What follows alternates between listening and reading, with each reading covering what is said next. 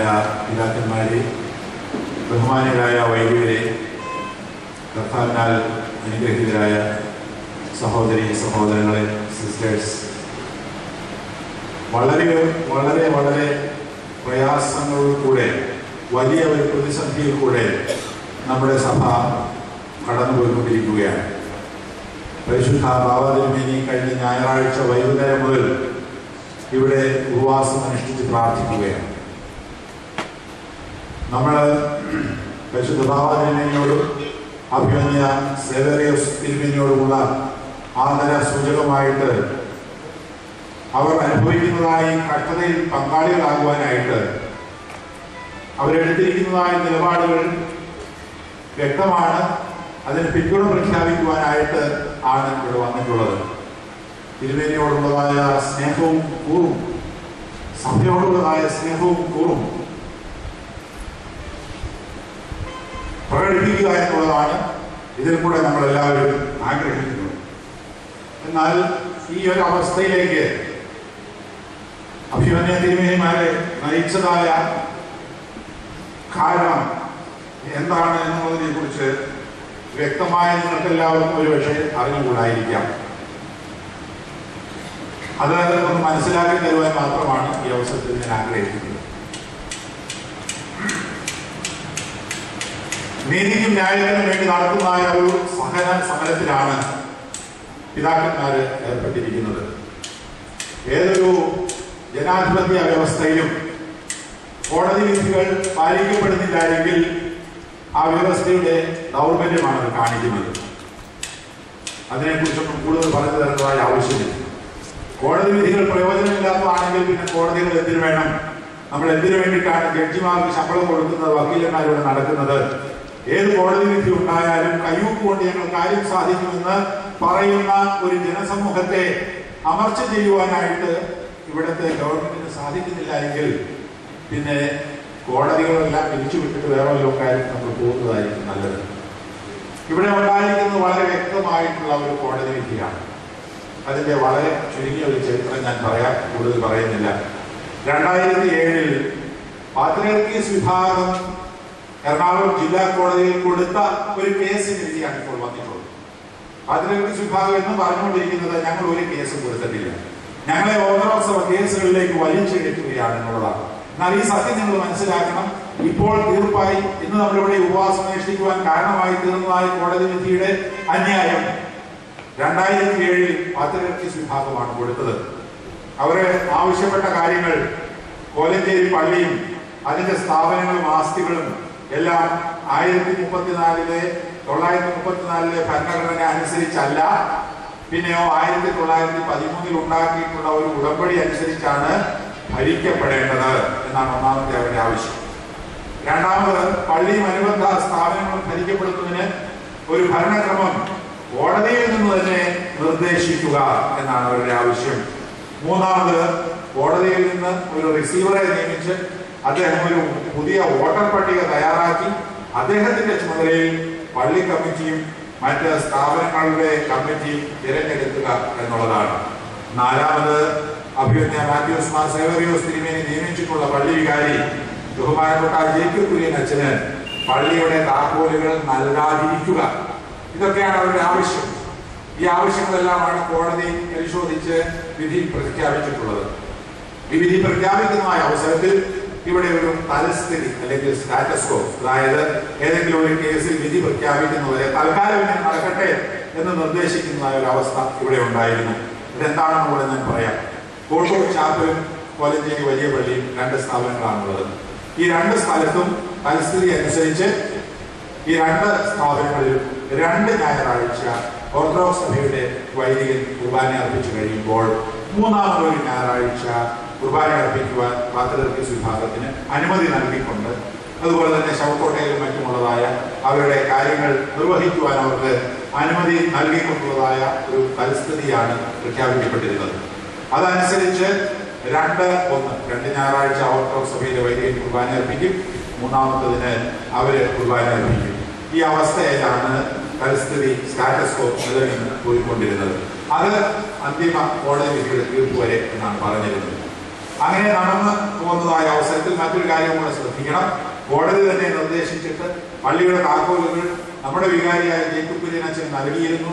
ഇതിന്റെ ഭരണം മുഴുവനും ഇവിടെ നിലവിലുള്ളതായ മാനേജിംഗ് കമ്മിറ്റിക്ക് നേരത്തെ തന്നെ ഒരു കോടതി വിധിയിൽ കൂടെ കൈമാറിയിരുന്നു. അതിന്റെ ഒരു ചരിത്രം പൂർണ്ണമായി പറഞ്ഞാൽ എല്ലാം കൂടെ തലയിൽ നിൽക്കാൻ പ്രയാസമായതുകൊണ്ട് ഞാൻ പറയുന്നില്ല. ആ പരിസ്ഥിതിയിൽ നമ്മുടെ വികാരി പൂർണ്ണ അധികാരിയത്തോടു കൂടിയ വികാരിയായി ഫംഗ്ഷൻ ചെയ്തിരുന്നു. എന്നാൽ ഒരു ഉപാധി മാത്രമുള്ളത് അവർക്ക് മൂന്നാമത്തെ ഒരു ഞായറാഴ്ച കുർബാന അർപ്പിക്കാനുള്ള സ്വാതന്ത്ര്യം ഉണ്ടായിരുന്നു എന്നുള്ളത് മാത്രമാണ്. അവസാനം കോടതി വിധി വന്നു. കോടതി വിധിയിൽ ഓരോ കാര്യങ്ങൾ എടുത്ത് പറഞ്ഞിട്ടുണ്ട്. ഒന്നാമത് അവർ പരിഗണിച്ചത് കോലഞ്ചേരി പള്ളി 1013 ഉടമ്പടി അനുസരിച്ചാണോ ഭരിക്കപ്പെടേണ്ടത്, അതോ 34 ഭരണഘടന അനുസരിച്ചാണോ ഭരിക്കപ്പെടേണ്ടത്. അവിടെ അസന്നിഗ്ധമായിട്ട് കോടതി പറഞ്ഞിരിക്കുന്നു, ഈ കോലഞ്ചേരി സെന്റ് പീറ്റേഴ്സ് പള്ളിയും അതിന്റെ അനുബന്ധ സ്ഥാപനങ്ങളും സർവ്വ സ്വത്തുക്കളും 34 ഭരണഘടന അനുസരിച്ച് തന്നെ ഭരിക്കപ്പെടണം. മാത്രമല്ല 34 ഭരണഘടന അംഗീകരിച്ച് നിൽക്കാത്തവർക്ക് ഇവിടെ യാതൊരു അവകാശവും ഇല്ല. 1995 സുപ്രീം കോടതി വിധി വന്നു എന്നുള്ളത് നമുക്കറിയാം. ആ സുപ്രീം കോടതി വിധി അനുസരിച്ചാണ് ഈ പള്ളിയുടെ കാര്യങ്ങൾ ക്രമീകരിക്കപ്പെടേണ്ടത് എന്ന് കോടതി പ്രഖ്യാപിച്ചിരിക്കുകയാണ്. കാതോലിക്ക വിഭാഗത്തിന്റെ എപ്പോഴുമുള്ള ഒരു വാദവും എന്താണെന്ന് ചോദിച്ചാൽ 95 സുപ്രീം കോടതി ആ വ്യവഹാരത്തിൽ ഈ പള്ളി കക്ഷിയല്ലായിരുന്നല്ലോ, ഈ പള്ളിക്ക് വേണ്ടി അവിടെ ഒരു അഭിഭാഷകൻ ഉണ്ടായിരുന്നില്ല. അതുകൊണ്ട് ആ വിധിയൊന്നും ഈ പള്ളിക്ക് ബാധകമല്ല എന്നുള്ളതാണ് കാതോലിക്ക വിഭാഗം എപ്പോഴും പറഞ്ഞുകൊണ്ട് നടക്കുന്നത്. എന്നാൽ അതിന് വിപരീതമായിട്ട് കോടതി പറഞ്ഞു 1995 സുപ്രീം കോടതി വിധിയിൽ ഈ പള്ളി കക്ഷിയല്ലായിരുന്നു എങ്കിൽ പോലും ആ വിധി ഈ പള്ളിക്ക് ബാധകമാണ്. ഈ പള്ളിയും ആ വിധി അനുസരിച്ച് ഭരിക്കപ്പെടേണ്ടതാണ്. അതിൽ പറഞ്ഞിരിക്കുന്നതായ 34 ഭരണഘടന ഈ പള്ളിക്ക് ബാധകമാണ്. അതിൽ നിന്ന് പിന്നോട്ട് പോകുവാൻ ആർക്കും അവകാശമില്ല, അധികാരമില്ല എന്ന്. അങ്ങനെ ആ കാര്യം 13 ഉടമ്പടി തൂത്തുമാച്ച് കളഞ്ഞിട്ട് 34 ഭരണഘടന സ്ഥാപിക്കുകയാണ് കോടതി ചെയ്തിട്ടുള്ളത്. രണ്ടാമത്, ഭരണത്തിനായി കോടതിയിൽ നിന്നും ഒരു പ്രത്യേക ഭരണ സംവിധാനം നിർദ്ദേശിക്കണമോ എന്നുള്ളതായ ചോദ്യമാണ് കോടതി കണക്കാക്കിയത്. അതില് കാതോലിക്ക വിഭാഗം പറഞ്ഞത് 1972 ശേഷം പള്ളി കമ്മിറ്റിയിലേക്കോ സ്ഥാപനങ്ങളിലേക്കോ ഒരു തെരഞ്ഞെടുപ്പ് നടന്നിട്ടില്ലെന്നാണ്. 1972 ശേഷം ഒരു തെരഞ്ഞെടുപ്പും ഈ പള്ളിയിൽ നടന്നിട്ടില്ല എന്നുള്ളതാണ്. അതിനെതിരായിട്ട് നമ്മൾ കോടതിയിൽ ബോധിപ്പിച്ചു, അത് തെറ്റാണ്. 34 ഭരണഘടന അനുസരിച്ച് കൃത്യമായി തെരഞ്ഞെടുപ്പുകൾ ഇവിടെ നടന്നിട്ടുണ്ട്, ഭരണസമിതികൾ നിലവിൽ വന്നിട്ടുണ്ട്, അവർ ഭരണം നടത്തിയിട്ടുണ്ട് എന്നുള്ളത് വളരെ കൃത്യമായിട്ട് പറഞ്ഞു. അങ്ങനെ ഭദ്രാസന മെത്രാപ്പോലീത്ത മാത്യൂസ് മാർ സെക്രട്ടറി തിരുമേനി ആ തെരഞ്ഞെടുപ്പുകളെല്ലാം തന്റെ ഒപ്പുവെച്ചുകൊണ്ട് സമ്മതിച്ചിട്ടുള്ളതാണ്, അംഗീകരിച്ചിട്ടുള്ളതാണ് എന്നുള്ള വാദവും കോടതി അംഗീകരിച്ചു.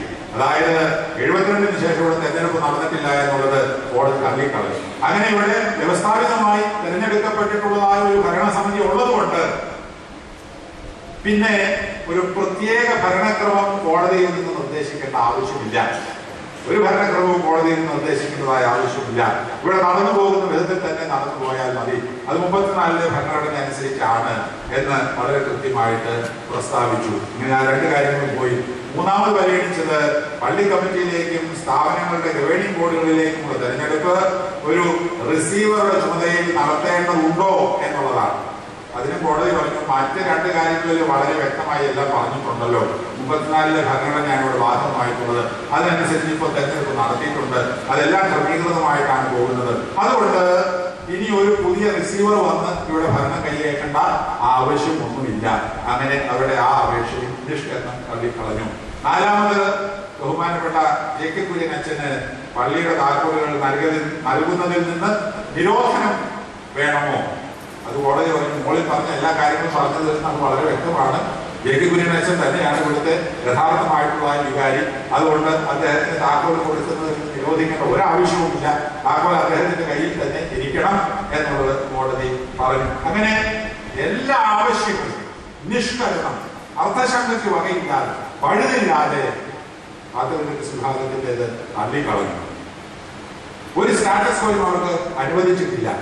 ഈ കോടതി ഇപ്രകാരമാണെന്നുള്ളത് അവർക്കും അറിയാം, നമ്മുടെ ഗവൺമെന്റിനും അറിയാം, ഗവൺമെന്റിന്റെ പ്രതിനിധികൾക്കും അറിയാം, ഇതിലെ വന്നിട്ടുള്ള എല്ലാ ആളുകൾക്കും അറിയാം, ഈ കേരളത്തിലെ എല്ലാ ആളുകൾക്കും ഇപ്പോൾ അറിയാം. പക്ഷേ അവര് കയ്യൊപ്പുകൊണ്ട് കാര്യം നേടുമെന്ന് പറഞ്ഞുകൊണ്ട് നിൽക്കുകയാണ്. ഈ വിധി ലഭിച്ചതിന് ശേഷം പിറ്റേ ദിവസം തന്നെ അഭിമന്യ സേവരേശ്വരനെ വലിയ വഴിയിൽ തന്റെ അധികാരം സ്ഥാപിക്കുന്ന വിധത്തിൽ കയറി വിശുദ്ധ കുർബാന അർപ്പിച്ചു. ഒരു മാതൃകന്റെ വിഭാഗക്കാരൻ പോലും അതിനെ എതിർക്കാനായിട്ട് ഇവിടേക്കും വന്നില്ല, ആരും വന്നില്ല. വളരെ സ്മൂത്തായിട്ട് തിരുമേനി കുർബാന അർപ്പിച്ച് പോയി. 2 ദിവസം കൂടെ കഴിഞ്ഞപ്പോഴേക്കും ഈ വിധി പ്രഖ്യാപിച്ച കോടതി തന്നെ 15 ദിവസത്തേക്ക് വിധി നടപ്പാക്കുന്നതിൽ നിന്ന് ഒരു സ്റ്റേ അനുവദിച്ചു. 15 ദിവസം അവർക്ക് അപ്പീൽ കൊടുക്കാനുള്ള സമയമാണ്, അതുവരെ വിധി നടപ്പാക്കരുത്, സ്റ്റേ അനുവദിച്ചു. ആ 15 ദിവസം വീണ്ടും പഴയതുപോലെ സ്റ്റാറ്റസ് ഓഫ് സ്ഥിതി തുടർന്നു.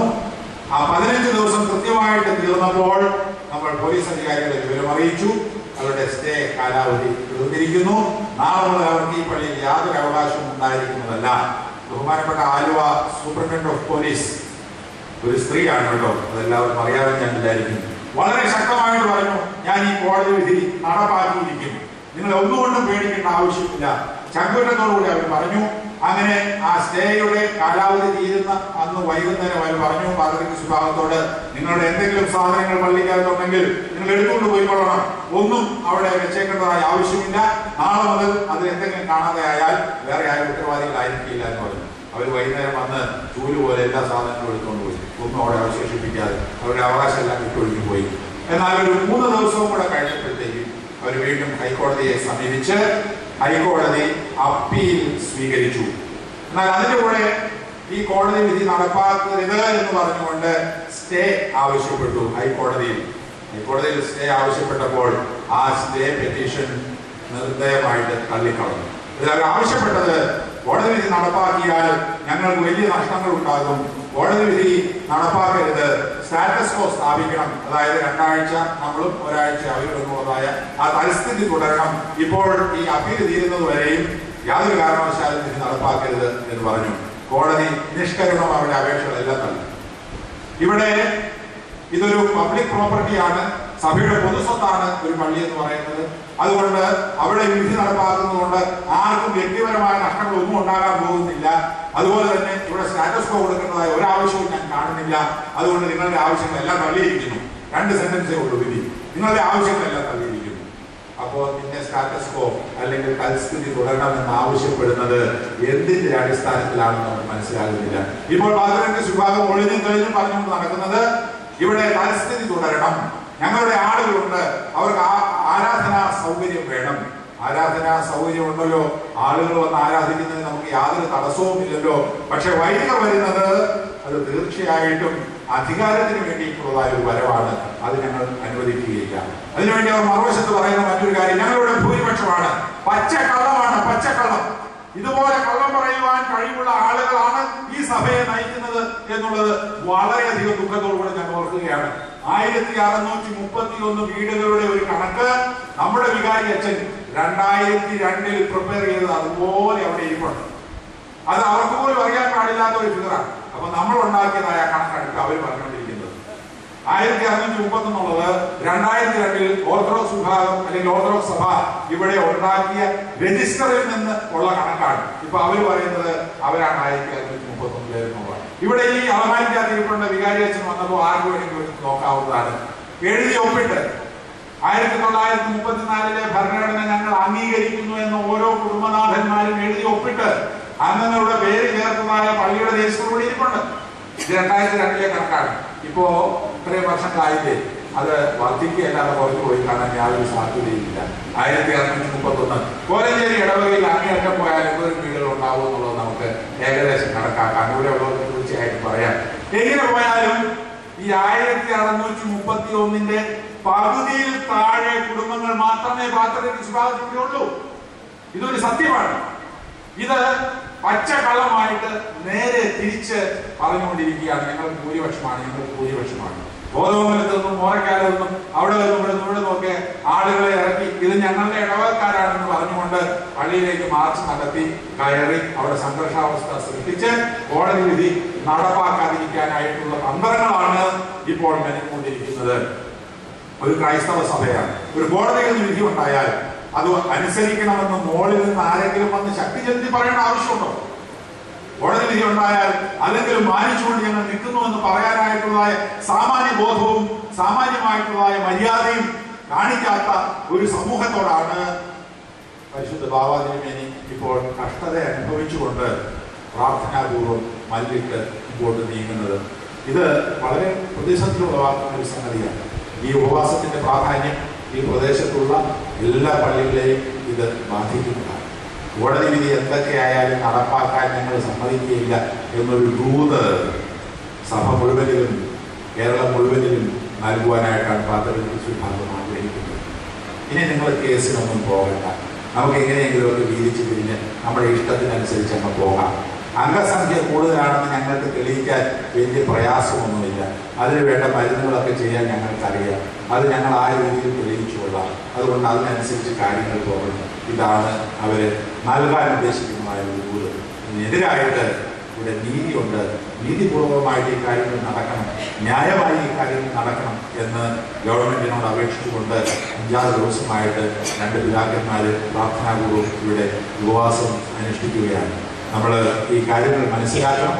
അവർക്ക് യാതൊരു അവകാശവും ഇല്ലാതെ പരിപൂർണമായി തള്ളിക്കളഞ്ഞതായ ഒരു കോടതി വിധിക്കുമേൽ അവർ സ്റ്റേ വേണമെന്ന് ആവശ്യപ്പെട്ട് ഹൈക്കോടതിയിൽ ചെന്നപ്പോൾ യാതൊരു സ്റ്റേയുടെയും ആവശ്യമില്ല, സ്റ്റാറ്റസ് കോ നിലനിർത്തേണ്ടതായ ആവശ്യമില്ല എന്ന് പറഞ്ഞുകൊണ്ട് നിഷ്കരണം തള്ളിക്കളഞ്ഞിരിക്കുന്നു. ഇനി മറിച്ചൊരു കോടതി വിധി അവർക്ക് അനുകൂലമായി വരികയാണെങ്കിൽ ഓർത്തഡോക്സ് സഭ പരിപൂർണമായിട്ട് ഇറങ്ങിക്കൊടുക്കുവാൻ തയ്യാറാണ്. എന്ത് കോടതി പറയുന്നുവോ അത് അക്ഷരാർത്ഥത്തിൽ അനുസരിക്കാനായിട്ട് എന്നും നമ്മൾ തയ്യാറാണ്. പിന്നെ നമ്മൾ അനുസരിക്കേണ്ടതൊന്നും വരില്ല. കാരണം അവർക്കെങ്ങാനും ഒരു ചെറിയ പൊടിച്ചതെങ്കിലും കിട്ടിക്കഴിഞ്ഞാൽ പിന്നെ ആ പ്രദേശത്തേക്ക് പോകാൻ നമ്മൾ അത് നോക്കണ്ട എന്നുള്ളത് ഈ സ്ഥലത്തുള്ള എല്ലാവർക്കും അറിയാം. നമുക്കതിന് ആഗ്രഹവുമില്ല. എന്നാൽ ഈ ധാർഷ്ട്യം ഇത് സഹിച്ച് സഭ മടുത്തു. എവിടെയായാലും ഏതൊരു കാര്യത്തിനായാലും നുണപ്രചരണങ്ങൾ കൊണ്ട് എന്തും നേടിയെടുക്കാം. ജനത്തിന്റെ വികാരങ്ങൾ ഇളക്കി വിട്ട് ആവശ്യമില്ലാത്തതായ ഭൂരിപക്ഷം ഉണ്ടെന്ന് അവകാശപ്പെട്ട് ഈ കാര്യങ്ങളെല്ലാം നടത്തുവാനായിട്ടാണ് ശ്രമിച്ചുകൊണ്ടിരിക്കുന്നത്. അതിനെതിരായിട്ടുള്ളതായ ഒരു സമരമാണ്. അതല്ലാതെ വെറുതെ ഈ കല്ലിനും മണ്ണിനും ഇവിടെയുള്ളതായ 2-3 വിദ്യാഭ്യാസ സ്ഥാപനങ്ങൾക്കും വേണ്ടിയിട്ടുള്ളതായ ഒരു മൽപ്പിടുത്തമായി ഇതിനെ പലരും ചിത്രീകരിക്കാറുണ്ട്. അത് മാത്രമല്ല, ധർമ്മത്തിന് വേണ്ടി നീതി നടപ്പാക്കുന്നതിന് വേണ്ടി ഉള്ളതായ ഒരു ധർമ്മസമരമാണെന്ന് നമ്മൾ മനസ്സിലാക്കുക. പ്രാർത്ഥനാപൂർവ്വം എല്ലാവരും പരിശുദ്ധ ബാവാതിരുമേനിക്ക് ഈ പിന്തുണ നൽകുകയും അതോടൊപ്പം ഈ കാര്യങ്ങൾ മനസ്സിലാക്കി കൊടുക്കാൻ നമുക്ക് സാധിക്കും. അപ്പോൾ പലപ്പോഴും നമ്മളിതൊക്കെ കേട്ട് ഇവിടെ നമ്മൾ പോകും, അടുത്തുള്ളവരോട് വയലക്കാരോടും പലപ്പോഴും പറയാറില്ല. ആരോഗ്യക്കാരനായാലും ഓർത്തഡോക്സുകാരനായാലും കോൺഗ്രസ്സുകാരനായാലും ഏത് പാർട്ടിയിൽപ്പെടുന്നവരായാലും ഇത്രയൊക്കെ പത്രത്തിൽ കാര്യങ്ങൾ വന്നല്ലോ. കേരളത്തിലെ ജനം മുഴുവൻ ഇതിനെക്കുറിച്ച് ഏതാണ്ടൊക്കെ അവിടെ നടക്കുന്നുവെന്ന് ബോധ്യമായിട്ടുണ്ട്. എന്നാൽ എന്താണെന്ന് മറ്റുള്ളവർക്ക് പറഞ്ഞ് മനസ്സിലാക്കി കൊടുക്കാനായിട്ടുള്ള ബാധ്യത നമുക്കുണ്ട്. അച്ചടിച്ച ഒരു കടലാസ് കൂടെ ഉണ്ട്. അത് എല്ലാവർക്കും കൊടുക്കാൻ തക്കവണ്ണം കോപ്പികളുണ്ടോ, കഴിഞ്ഞ ദിവസങ്ങളിലൊക്കെ ഡിസ്ട്രിബ്യൂട്ട് ചെയ്ത് തീർന്നുപോയോ എന്ന് എനിക്കറിയില്ല. ഏതായാലും ആവശ്യമുള്ളവർ ചോദിച്ചാൽ കുറേയെങ്കിലുമൊക്കെ കിട്ടും. അതിൽ നിന്ന് നമുക്ക് വായിച്ച് വളരെ ലളിതമായിട്ട് മനസ്സിലാക്കാവുന്ന കാര്യങ്ങളാണ്. മറ്റ് സ്ഥലങ്ങളിൽ വ്യാപകമായി വിതരണം ചെയ്യാൻ ഇത് നെറ്റിലുണ്ട്. തിരുമേനിമാർക്ക് അതിൻ്റെ ഇതെടുത്തിട്ട് അതാത് സ്ഥലങ്ങളിൽ കുറേ കോപ്പികൾ പ്രിന്റ് ചെയ്ത് വിതരണം ചെയ്യാനായിട്ടുള്ള സൗകര്യവുമുണ്ട്. ഇതെല്ലാം അത്തരത്തിൽ നടക്കുമെന്നുള്ളതായ പ്രതീക്ഷ പരിശുദ്ധ ബാവാതിരുമേനിക്കും അഭിമന്യ സേവ്യറിയൂസ് തിരുമേനിക്കും എല്ലാ പിന്തുണയും പ്രഖ്യാപിച്ചുകൊണ്ടും അവർക്ക് വേണ്ടി പ്രാർത്ഥിച്ചുകൊണ്ടും നമസ്കാരം.